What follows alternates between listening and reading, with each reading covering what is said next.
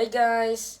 Ngayon po, tuturuan ko kayo kung paano maghugas ng pinggan! Kuya Mario, mahugas! Ano na naman?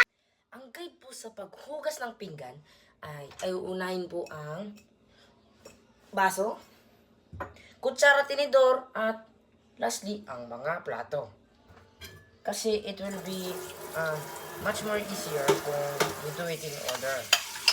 Kung may kanin-kanin pa po ang iyong mga pinggan, make sure po na hugasan nyo po muna at pababarin nyo muna. Ngayon naman po, hugasan natin ang plato! Baso!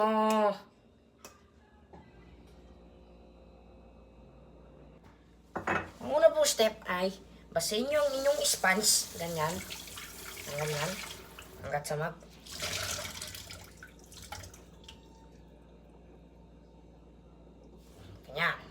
Tapos, kukay ng choy at ilagay nyo na po dito sa sponge.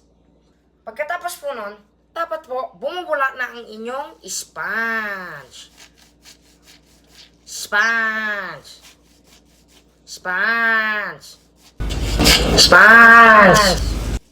Ngayon naman po, kukunin nyo ang maruming baso na ito at ipapasok nyo muna ng ganyan. Nakita nyo po, maliit ang butas, kaya i-curve natin ng ganyan. Tapos, igaganyan nyo po, iikot-ikot nyo. Para yung mga bibig ng last ng gumamit ay mawala.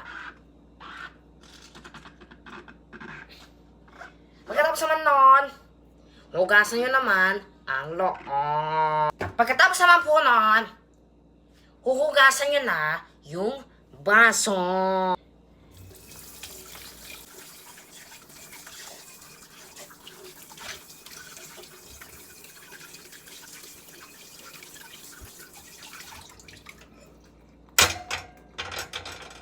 Next naman po, ang hugasan nyo ay ang kutsara, tinidor.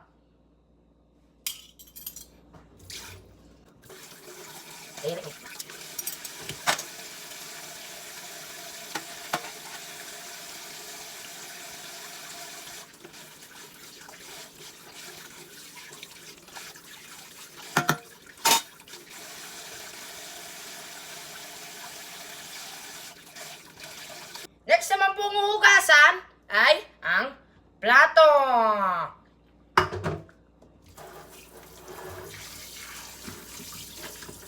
Una pong gagawin sa plato, kung may kanin-kanin, ganyan-ganyan niya muna. Kita nyo? Sa baso. Diba? Wala ng kanin. At next naman po ay huhugasan nyo na ng ganyan.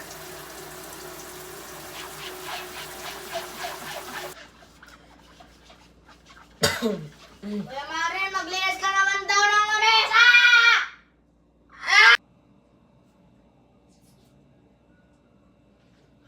Next step naman po sa paglilinis ay ang lamesa. Ngayon naman po, kukuha po kayo ng pampunas at basain nyo.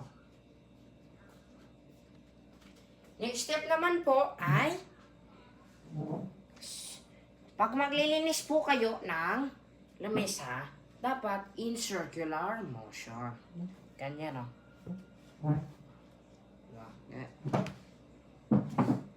Diba?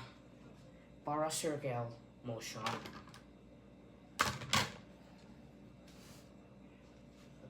Diba?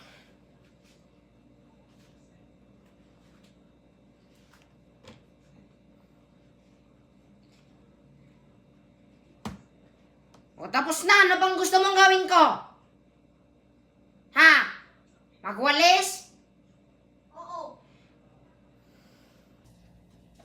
Next step naman po ay magwawalis. Ang pagwawalis po ay madali lang. Kailangan niya lamang ng walis at dustpan. Pwede rin namang walang dustpan at walis lang. Ang pagwawalis, kailangan po swift motion. Swift motion dapat. Diba? Ganyan. Ganyan. Tapos naman, pag may dustpan, yung dustpan dustpan, ganyan. Hawakan nyo dito, tas ganyan. Ganyan, ganyan. Ganyan, ganyan. Pero, ang tip po ay, kunin nyo muna lahat ng dumi na nasa paligid ng area at saka nyo ilagay sa dustpan. Yun lang lamang po at thank you for watching.